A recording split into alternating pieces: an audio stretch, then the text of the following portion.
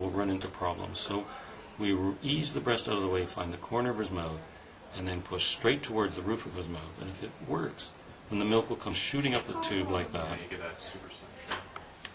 And Yeah, then he knows this. he'll start to suck. Yeah, I think.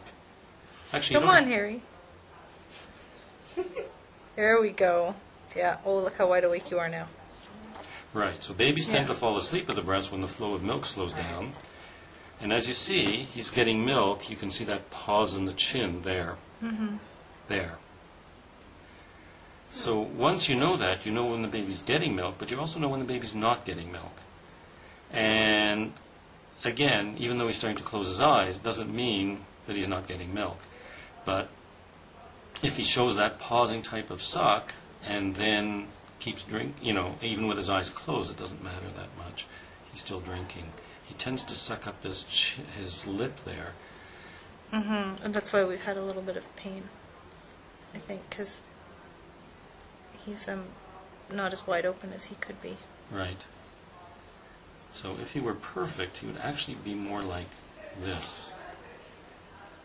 There we go. So chin in the breast, not the nose, covering more of the areola with his lower lip than his upper lip. And so, we encourage this method of supplementation, and luckily, it was Dr. Weidman who suggested it? Yes. Yeah. And luckily, Dr. Weidman is on track with this, because there are a lot of doctors will tell me, there's no such thing as nipple confusion. Well, there is. Babies aren't dumb. They know. If they go to the breast and they're not getting good flow, and then they get a bottle and they get good flow, they'll figure it out. Bonding is important, but hunger comes first. Let's see now. If milk starts coming out the tube there, something's happening. At the side of his mouth there, something's happening that shouldn't be. So I just fiddled with it a little bit. But that pause in the chin also tells you if he's getting the milk.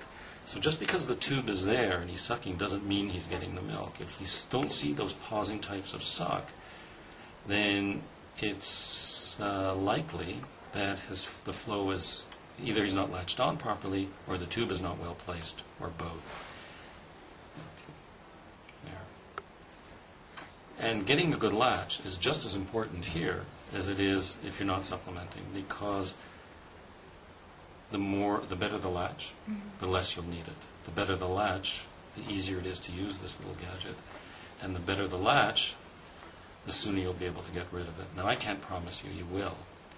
But if you do it this way, where you feed the baby on one side until he doesn't drink anymore, feed the baby on the second side until he doesn't drink anymore, then as he gets more milk from you, then he'll take less from here. And it's automatic. You don't have to say, well, he gained beautifully when I gave him 2 ounces of feeding, and so I'll just knock him down to 1 ounce of feeding. Well, that may not work. Right. And just, we try to make this as untraumatic as possible for both mother and baby, because I know that this isn't always easy to use, but I think that, there's a lot more to breastfeeding than just the milk. And I think that, this way the baby will remain on the breast, and hopefully we'll be able to get rid of this. Your chances of getting rid of this are much better if you do this than if he gets a bottle or a cup or finger feeding, because he's still on the breast. He's still getting milk, even though... Okay.